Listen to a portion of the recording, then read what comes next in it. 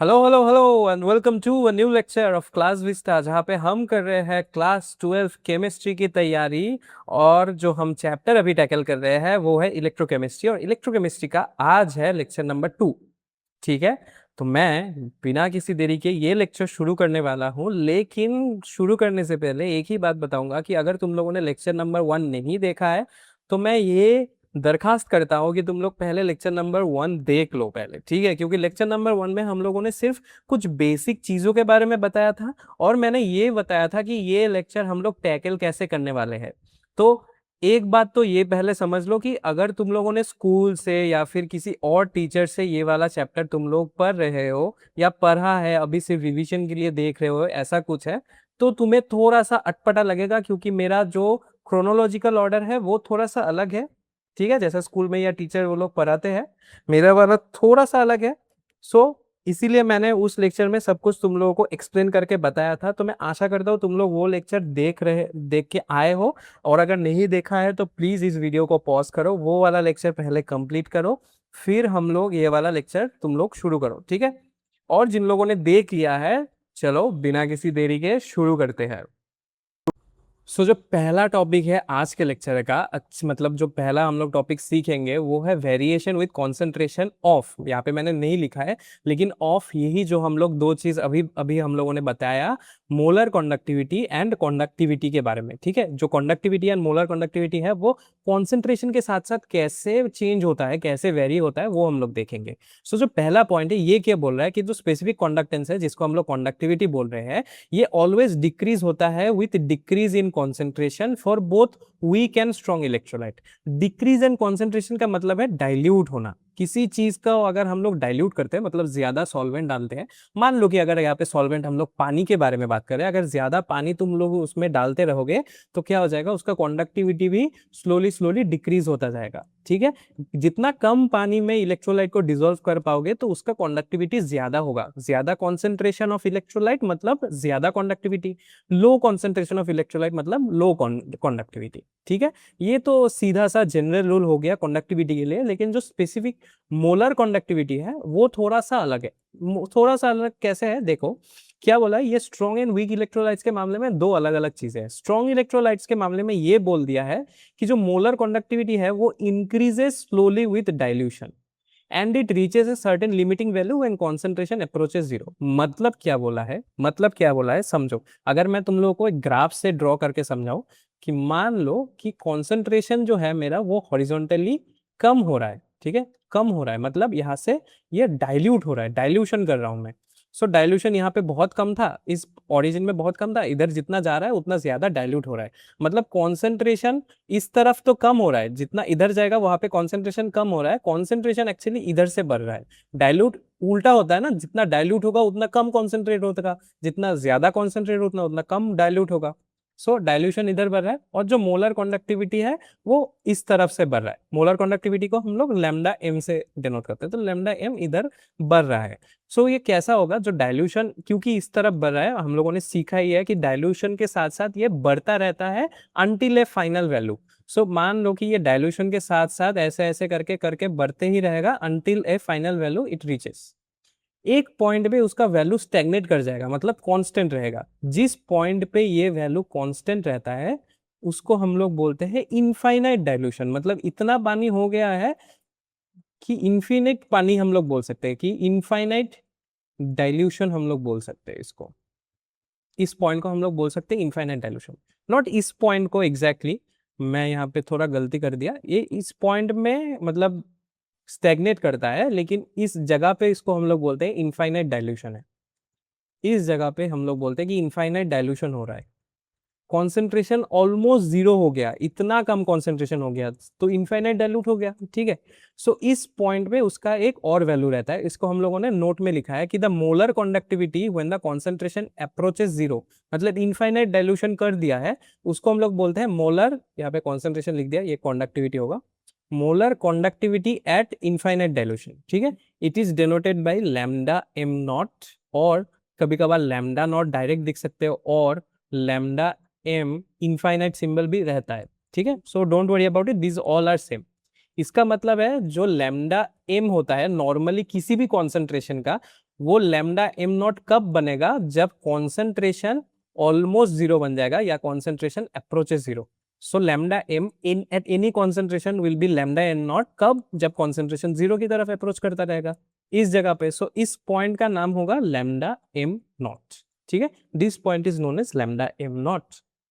Next क्या बोला है कि जो वीक इलेक्ट्रोलाइट्स है वो डायरेक्टली हम लोग कैलकुलेट नहीं कर सकते हैं इनफाइनाइट डायल्यूशन, डायरेक्टली नहीं कर सकते। यहाँ पे इंपॉर्टेंट जो चीज है समझ लो कि यहाँ पे डायरेक्टली नहीं कर सकते। कैसे कर सकते हैं वो मैं तुम लोगों को बाद में सिखाऊंगा आज के लेक्चर में ही, लेकिन वीक इलेक्ट्रोलाइट्स का हम लोग डायरेक्टली कैलकुलेट नहीं कर सकते, स्ट्रॉन्ग इलेक्ट्रोलाइट का कर सकते हैं।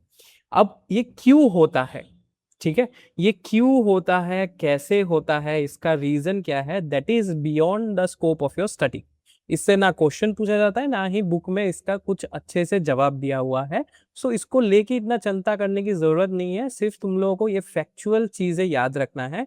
मैं बता सकता हूं तुम लोगों को क्यों होता है, या फिर कोई भी टीचर बता सकता है, लेकिन द रीजन मोस्ट टीचर्स ये स्किप कर जाते हैं बताना, reason is because that is beyond your point of study.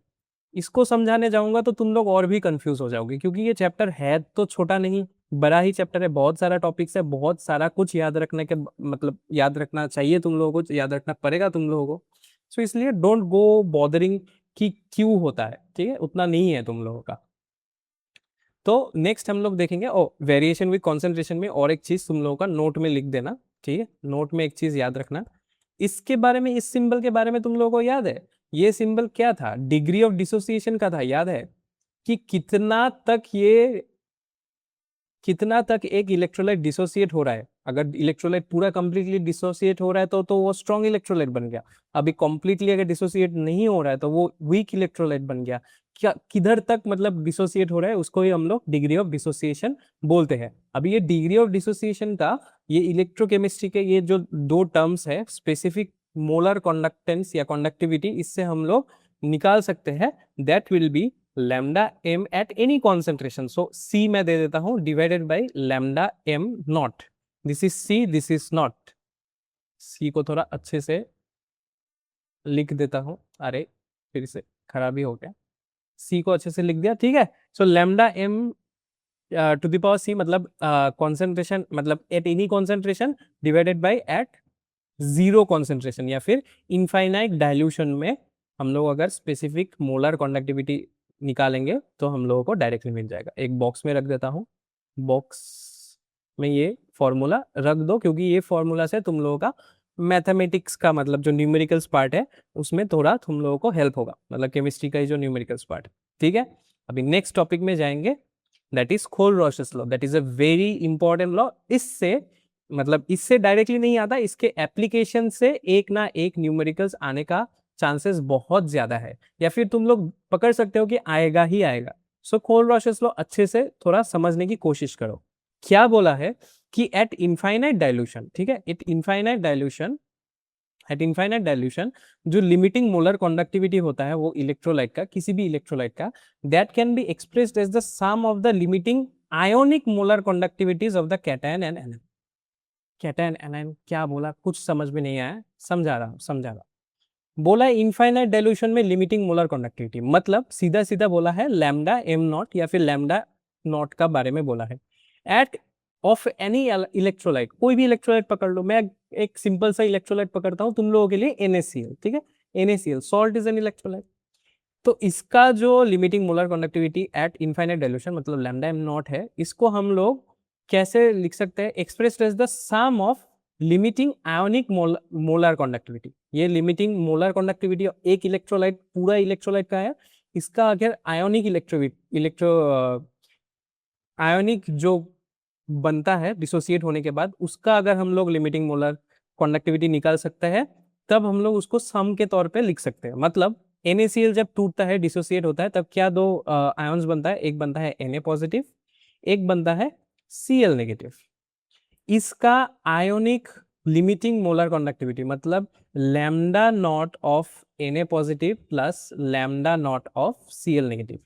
ये स्मॉल लैम्डा है क्योंकि आयन्स है, कैपिटल लैम्डा तब होगा जब पूरा एक इलेक्ट्रोलाइट होगा, ठीक है। अभी थोड़ा एक डिफिकल्ट इलेक्ट्रोलाइट के बारे में बात करते हैं। सपोज मान लो मेरे पास है lambda M naught of MgCl2, ठीक है, मैग्नीशियम क्लोराइड का है, तब क्या हो जाएगा lambda naught of Mg2 positive and 2 lambda naught of Cl negative. समझ आ रहा है? क्योंकि जब ये टूटता है, ये जब टूटता है, ये क्या बनता है, Mg2 positive plus 2 Cl negative, ऐसा बनता है, इसलिए 2 को मल्टीप्लाई किया मैंने, ठीक है।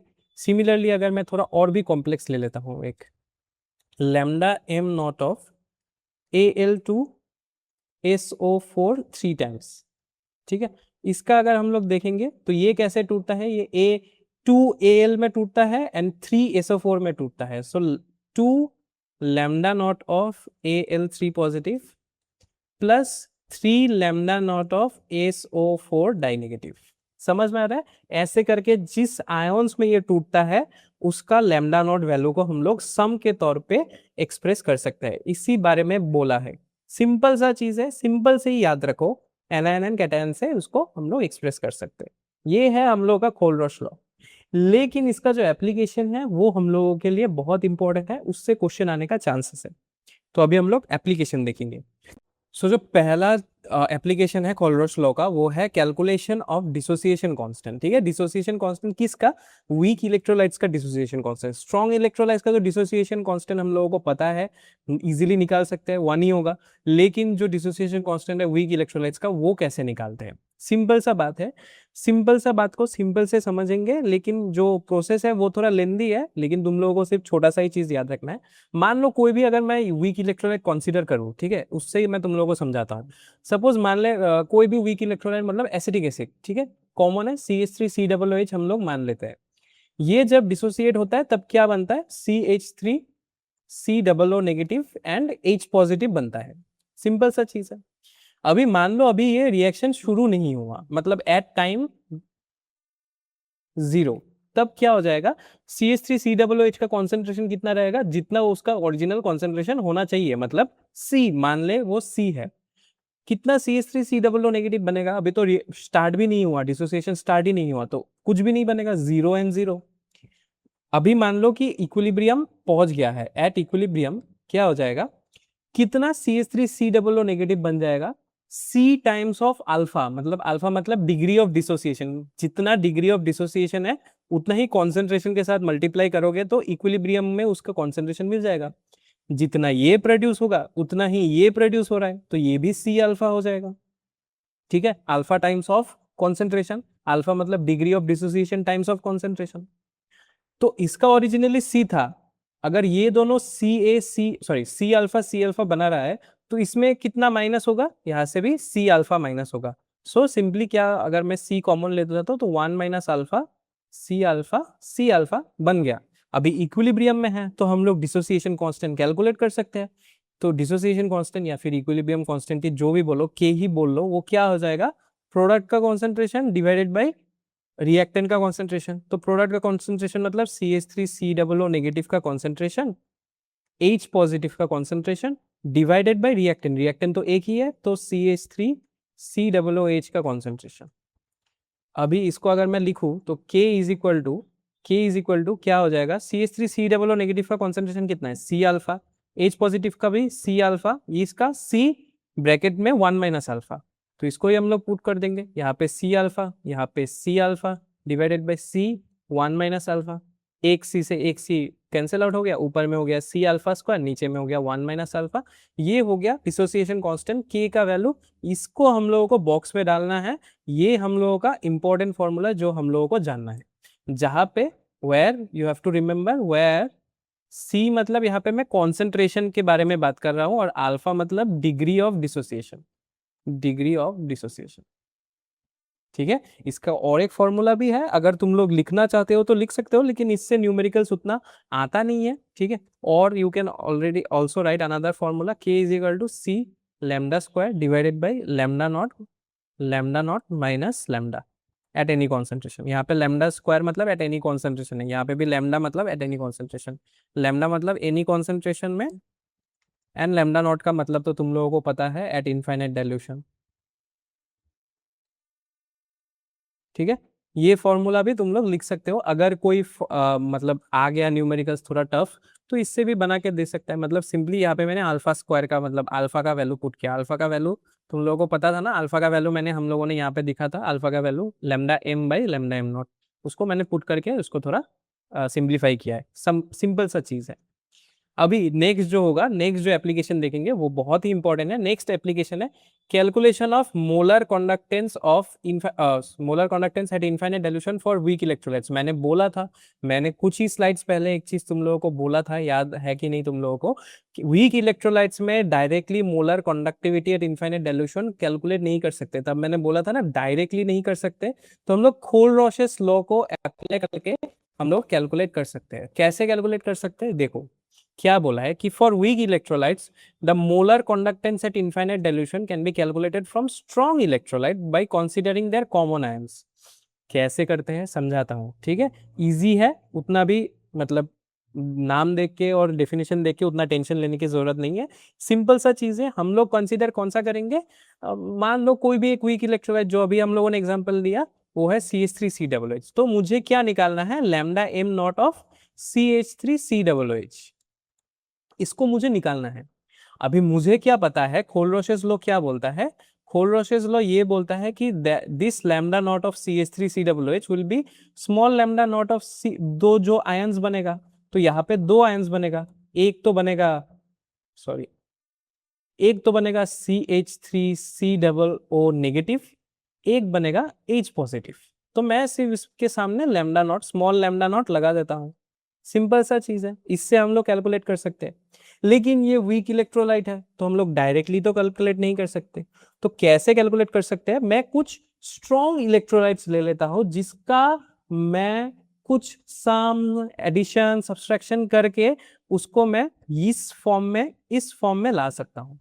तो कुछ स्ट्रॉन्ग इलेक्ट्रोलाइट कंसीडर करते हैं। एक स्ट्रॉन्ग इलेक्ट्रोलाइट कंसीडर करते हैं, मान लो मेरे पास एक स्ट्रॉन्ग इलेक्ट्रोलाइट है CH3COONA, sodium salt of acetic acid, ठीक है, sodium salt of ethanoic acid. इसको अगर हम लोग देखेंगे, ये डिसोसिएट होने के बाद ये बन जाता है CH3COO negative plus Na positive बन जाता है, ठीक है। ठीक है, मान लिया। नेक्स्ट क्या लेंगे, नेक्स्ट और एक स्ट्रॉन्ग इलेक्ट्रोलाइट ले लेते हैं। मान लो HCl ले लिया, ये कैसे टूटता है, lambda naught of H positive and lambda naught of Cl negative. और एक ले लेता हूं मैं, और एक ले लेता हूं लैम्डा नॉट ऑफ NaCl भी ले लेता हूं। NaCl is also a strong electrolyte. So ये क्या होगा, lambda naught of Na positive and lambda naught of Cl negative. अभी इसको इक्वेशन नंबर 1 दे दो, इसको 2 दे दो और इसको 3 दे दो एंड ऐड इट, ठीक है, ऐड इट। सिर्फ इस साइड को ही ऐड करो तो भी चलेगा, या फिर इस साइड को भी ऐड कर सकते हो। चलो मान लो बोथ साइड को मैं ऐड कर देता हूँ, 1 + 2 + 3।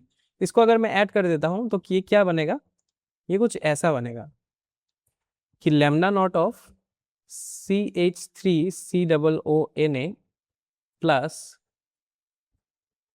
Plus lambda naught of HCl, ठीक है, सॉरी 1 + 2 - 3 कर दो, 1 + 2 - 3, not, don't add all of them, -3 कर दो।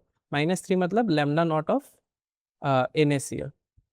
इन तीन को अगर मैं ऐसे फॉर्म में लिखूं, फर्स्ट दो को प्लस लास्ट को माइनस, तो कुछ ऐसा बनेगा राइट हैंड साइड कि lambda naught of CH3COO negative plus lambda naught of Na positive plus lambda naught of H positive plus lambda naught of Cl negative minus lambda naught of Na positive minus lambda naught of Cl negative. तो इससे ये plus lambda naught of Na positive minus lambda naught of Na positive, तो ये और ये तो cancel out हो गया। Lambda naught of Cl negative minus plus lambda naught of Cl negative, ये भी आउट हो गया। तो क्या बचा, ये बचा lambda naught of CH3COO negative and lambda naught of H positive. And अरे वाह, ये तो यही है, lambda naught of CH3COO negative plus lambda naught of H positive, ये फॉर्म आ गया। ये फॉर्म किसके साथ इक्वल है, इसके साथ इक्वल है, इसको हम लोग पुट कर देंगे। सो it will be lambda naught of CH3COOH। तो सिंपल से भाषा में अगर मैं तुम लोगों को समझाऊं, यहाँ पे क्या हो रहा है कि CH3COOH एक वीक इलेक्ट्रोलाइट का अगर मुझे इनफाइनाइट डाइल्यूशन में मोलर कंडक्टिविटी निकालना है तो सिंपली मैं 3 नॉन स्ट्रॉन्ग इलेक्ट्रोलाइट को ऐसे करके दोनों को प्लस करूंगा, एक को माइनस कर दूंगा। इन दोनों के वैल्यूज को मैं प्लस कर दूंगा, इसको माइनस कर दूंगा, तो मुझे इसका वैल्यू भी मिल सकता है। सपोज मान ले किसी टेक्स्ट बुक में स्ट्रॉन्ग इलेक्ट्रोलाइट्स का दिया है, इसका 100 दिया है, इसका 20 दिया है, इसका 10 दिया है। सो मुझे पता है कि 100 प्लस 20 माइनस 10 होगा, ठीक है, 110 होगा, जो कि इसके साथ मैच करेगा, जो कि इसके साथ मैच करेगा। यहाँ पे मैंने सिर्फ एग्जाम्पल दिया है, बाकी तो आप लोग समझ ही सकते हो कि this will be equal to this. एक वीक इलेक्ट्रोलाइट को हम लोगों ने स्ट्रॉन्ग इलेक्ट्रोलाइट से ढूंढ निकाला। समझ आ गया? समझ आ गया। अभी हम लोग थोड़ा सा न्यूमेरिकल्स करेंगे ताकि हम लोगों का और भी ये कॉन्सेप्ट हमारे दिमाग के अंदर घुस जाए, ठीक है। चलो ठीक है, चलो पहला जो न्यूमेरिकल्स है वो क्या दिया है कि जो मोलर कंडक्टिविटी है ऑफ MgCl2 इस सॉल्यूशन का हम लोगों को कैलकुलेट करना है एट इनफाइनाइट डाइल्यूशन, ठीक है, मतलब लैम्डा m नॉट वाला कैलकुलेशन करना है। दिया हुआ है मोलर आयोनिक कंडक्टिविटीज दिया हुआ है Mg2 पॉजिटिव का एंड Cl नेगेटिव का मोलर आयोनिक कंडक्टिविटीज दिया हुआ है यहाँ पे, ठीक है। सो हम लोगों को क्या पता है कि MgCl2 का मुझे लैम्डा m नॉट कैलकुलेट करना है। अभी इसका फॉर्मूला क्या है, lambda naught of Mg2 positive, क्योंकि ये Mg2 positive and 2 Cl negative में डिसोसिएट होगा। MgCl2 will be dissociating into Mg2 positive and 2 Cl negative. तो इस फॉर्मूला को मैं लिख सकता हूं। अभी सिर्फ मुझे वैल्यूज पुट करना है। लैम्डा Mg2 पॉजिटिव का वैल्यू यहाँ पे दिया हुआ है, ठीक है। लैम्डा नॉट Mg2 पॉजिटिव का वैल्यू है 106.1। सो मैं डायरेक्टली लिख सकता हूँ 106.1 होगा, plus 2 into lambda naught Cl का भी, Cl नेगेटिव का भी दिया हुआ है 76.3। सो 2 इंटू 76.3 दोनों को कैलकुलेट करेंगे, that will come out as 258.7, ठीक है। यूनिट कितना होगा, यूनिट क्या होगा, सीमेन सेंटीमीटर स्क्वायर पर मोल, सीमेन सेंटीमीटर स्क्वायर पर मोल, ठीक है। ये हो गया, इजी इजी था क्वेश्चन, ऐसा टाइप के क्वेश्चन आएगा। इससे थोड़ा डिफिकल्ट एक क्वेश्चन देखते हैं। इससे थोड़ा डिफिकल्ट क्वेश्चन ऐसा है, क्या दिया हुआ है कि the molar conductivities at infinite dilution for sodium acetate, hydrochloric acid and sodium chloride are this and this. Calculate at 298 Kelvin. Calculate the molar conductivity of acetic acid at infinite dilution. जो हम लोगों ने example लिया था वही इसका ही question है, ठीक है। CH3COOH का दिया है, मतलब निकालने के लिए हम लोगों को क्या निकालना है, लैम्डा नॉट ऑफ CH3COOH, ठीक है। जो अगर टूटता है तो क्या बनता है, CH3COO नेगेटिव बनता है एंड H पॉजिटिव बनता है।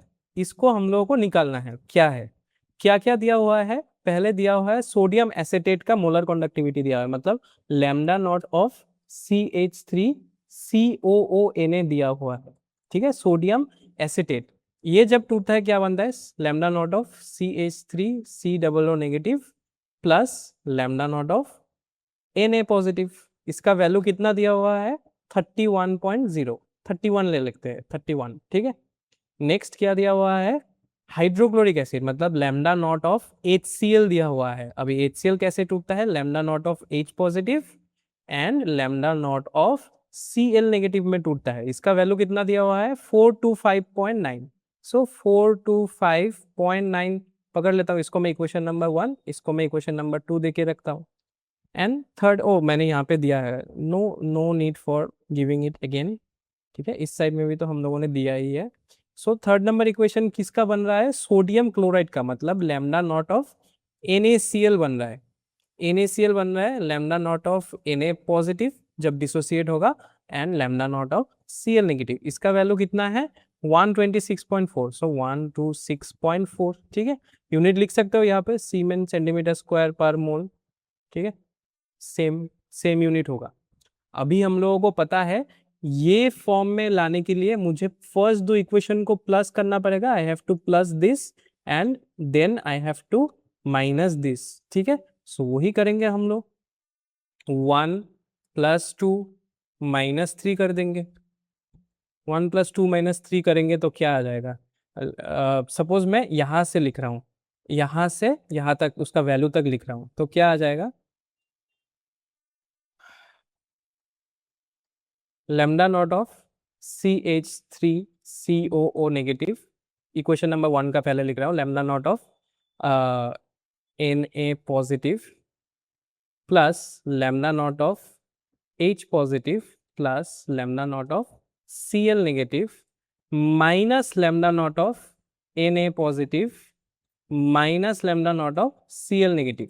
ठीक है, सो 1 + 2 - 3 कर रहा हो तो 31 प्लस कितना था 425.9 425.9 माइनस 126.4। ठीक है, सो इधर अगर मैं कैलकुलेट करूंगा ये और ये कट जाएगा, ये और ये कट जाएगा, so it will become lambda naught of CH3COO negative plus lambda naught of H positive, that will be equal to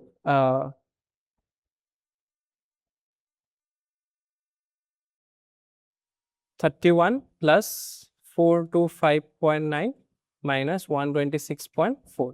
ठीक है, डाटा सब ठीक लिखा है, ठीक है। अभी इसको सिर्फ हम लोगों को प्लस करना है। इसको अगर मैं कर दूं, so this will become this side, मतलब left side will become, left side इसके साथ मिल रहा है this and this is equal to this, so मैं डायरेक्टली ये पुट कर सकता हूँ कि लैम्डा नॉट ऑफ CH3COOH, ऐसा मैं पुट कर सकता हूँ।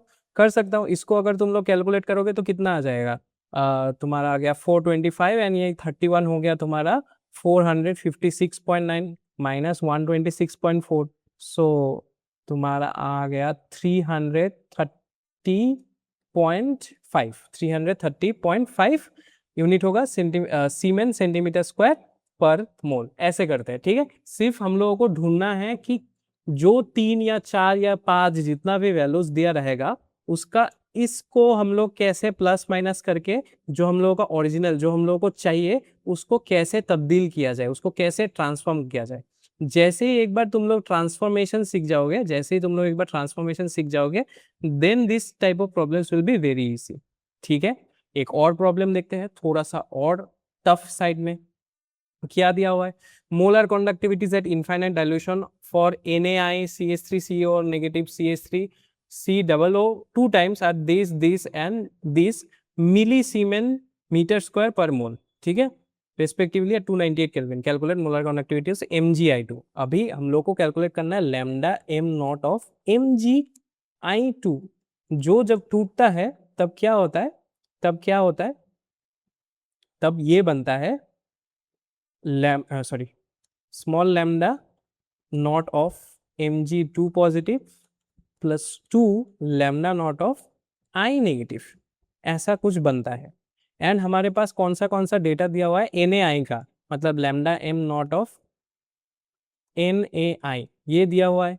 ये जब टूटता है क्या बनता है, lambda naught of Na positive plus lambda naught of I negative, इसका वैल्यू दिया है 12.69।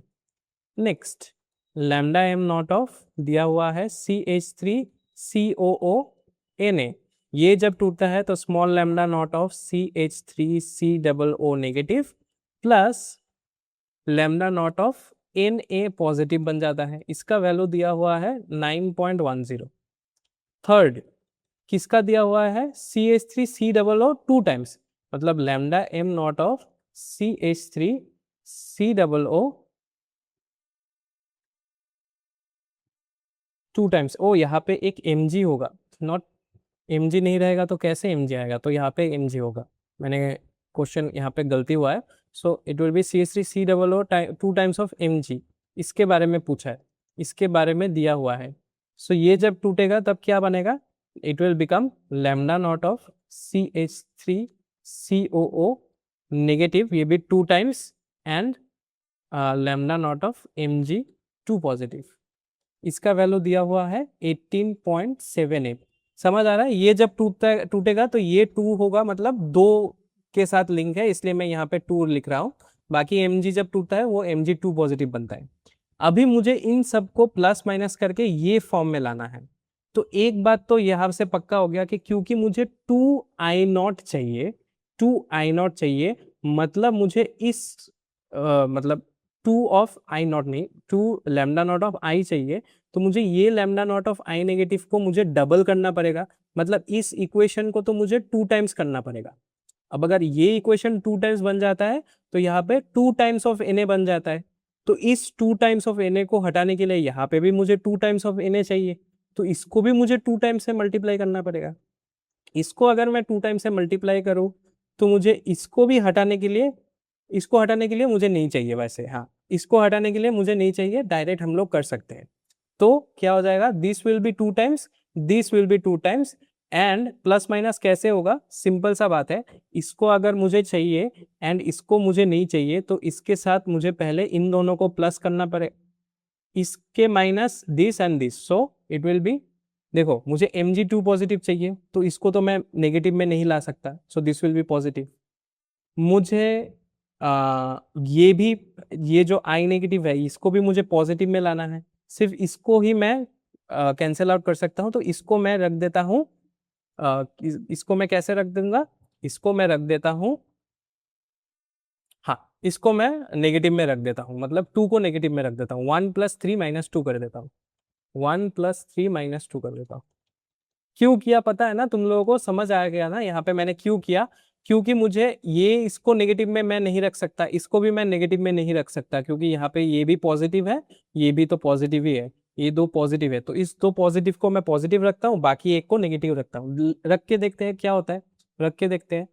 तो पहले से हम लोगों का आएगा, इक्वेशन नंबर 1 से आएगा lambda naught of Na positive and lambda naught of I negative, so lambda naught of Na positive plus lambda naught of I negative, लेकिन 2 टाइम्स है, सो मैं यहाँ पे भी 2 दे देता हूँ, यहाँ पे भी एक 2 दे देता हूँ, थोड़ा सा अच्छे से लिखता हूँ यहाँ पे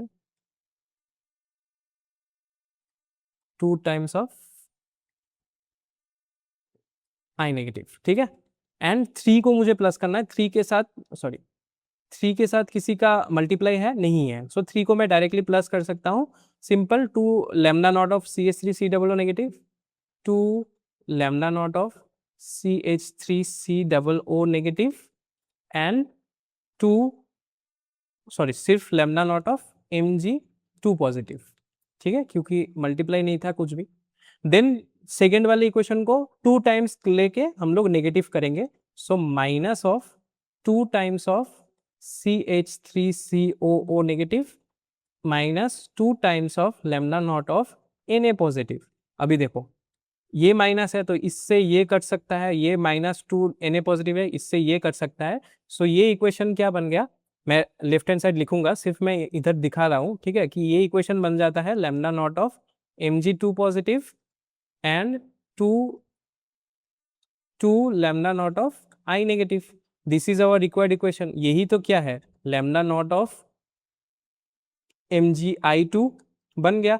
अभी तुम लोगों को सिर्फ मल्टीप्लाई करना है, 12.69 मल्टीप्लाइड बाई 2 तुम लोग लिख सकते हो, दैट विल बी, सॉरी हाँ 12.69 मल्टीप्लाइड बाई 2, तुम लोग डायरेक्ट इसको ऐसे ही रख दो, 2 इंटू 12.69 प्लस 18.78 माइनस 2 इंटू 9.10, ऐसे करके इसको जब तुम लोग कैलकुलेट करोगे it will come at as 25.96 millisiemens metre square per mole, ठीक है। सो यूनिट का ध्यान रखना, सीमेन में है या मिलीसीमेन में है या सेंटीसीमेन में है, ठीक है, कुछ में भी रह सकता है, तो जिससे रहेगा उसका ही तुम लोग यूनिट देना, जैसा कि यहाँ पे लिखा हुआ है। बाय द वे यहाँ पे यूनिट कन्वर्शन का कुछ नहीं आता, यूनिट कन्वर्शन का तुम लोगों का नहीं है, सो अगर मिलीसीमेन में है सबका ही मिलीसीमेन में रहेगा, किसी का अगर सीमेन में है तो सबका ही सीमेन में रहेगा, अगर सेंटीमीटर में है तो सबका ही सेंटीमीटर, अगर किसी का मीटर में है तो सबका ही मीटर में रहेगा। समझ आ गया, ऐसे करके हम लोग इस टाइप के क्वेश्चंस को सॉल्व कर सकते हैं। So our answer will be 25.96, ठीक है। नेक्स्ट हम लोग नेक्स्ट क्वेश्चन में जाएंगे, यहाँ पे दिया हुआ है कि the conductivity of 0.01 molar solution of an acetic acid at 290 is this. So concentration दिया हुआ है, कैलकुलेट क्या करने के लिए बोला है, पहले बोला है मोलर कंडक्टिविटी, फिर डिग्री ऑफ डिसोसिएशन, फिर degree dissociation concentration of acetic acid, ठीक है।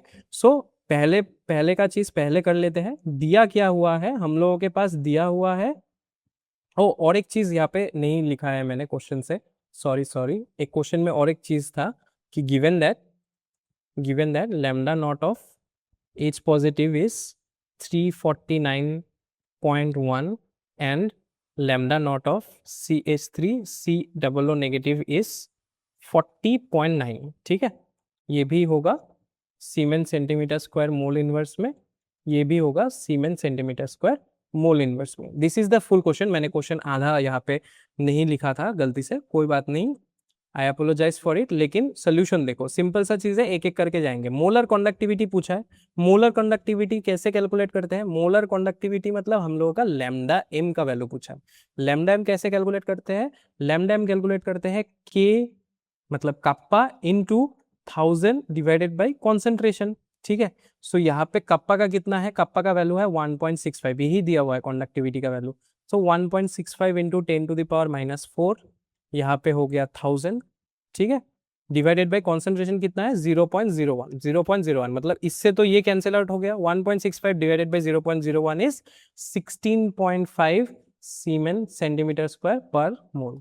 ये क्या बन गया? लैम्डा एम नॉट नहीं, ये लैम्डा एम है eight any concentration, eight any concentration, ठीक है, या लैम्डा एम सी भी पकड़ सकते हो तुम लोग।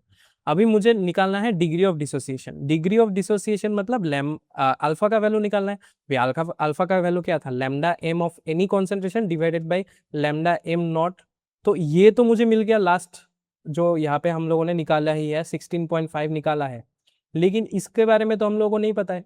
तो इसके बारे में कैसे निकालेंगे? Lambda M naught of CH3COOH will be equal to small lambda M of CH3COO negative plus lambda M of lambda naught of H positive. इस दोनों का ही वैल्यू दिया हुआ है, एक है 349.1, एक है 40.9। पुट कर दो, ये हो गया 40.9, ये है 349.1। सो हो गया टोटल में 390 सीमेन centimetre square per mole.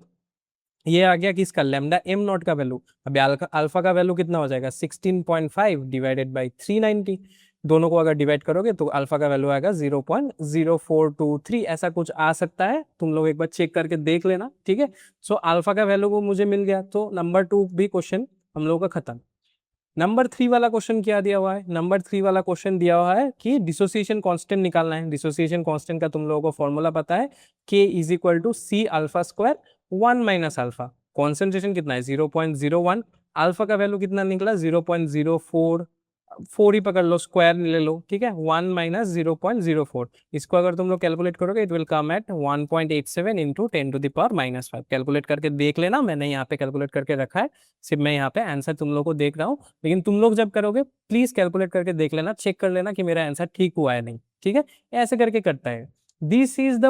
This type of question बोलते हैं कि टफर क्वेश्चन है, these are one of the tougher question. इससे पहले जो क्वेश्चन हम लोग देख रहे थे ऐसा टाइप का क्वेश्चन आता है, this is one of the tougher side question. So tougher side question भी उतना हार्ड नहीं है, वो इजी ही है, सिर्फ तुम लोगों को थोड़ा सा प्रैक्टिस करना है। मैंने यहाँ पे जो 4 डिफरेंट तरह के क्वेश्चंस दिखाए हैं, इसके अलावा क्वेश्चंस आता नहीं है। जितना भी मैंने PYQ एनालिसिस किया है ऐसे टाइप का ही क्वेश्चंस भरा ही रहता है, थोड़ा सा डाटा अलग हो सकता है, थोड़ा सा इलेक्ट्रोलाइट का नाम अलग हो सकता है, लेकिन क्वेश्चन का टाइप ऐसा ही होता है। So please practice this type of question, जहां से भी मिले PYQ से कर सकते हो, कोई भी अगर बुक्स है तुम लोगों के पास वहां से भी तुम लोग प्रैक्टिस कर सकते हो, ठीक है।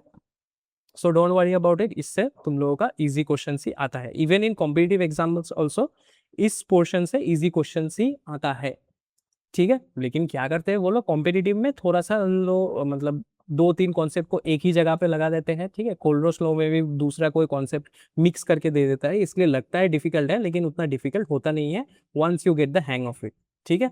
समझ आया? तो इसी के साथ ही हम लोग इस लेक्चर को कर देते हैं खत्म। Thank you all for joining, thank you so much. अगर ये वीडियो अच्छा लगा है तो प्लीज लाइक कर देना, शेयर कर देना एंड सब्सक्राइब कर देना हमारे चैनल में, ताकि तुम लोगों को ये वाला चैप्टर और जितना भी चैप्टर्स है तुम लोगों का वो तुम लोग आराम से कर पाओ। लेकिन जाने से पहले तुम लोगों के साथ एक क्वेश्चन तुम लोगों के लिए और एक रिक्वेस्ट तुम लोगों के लिए।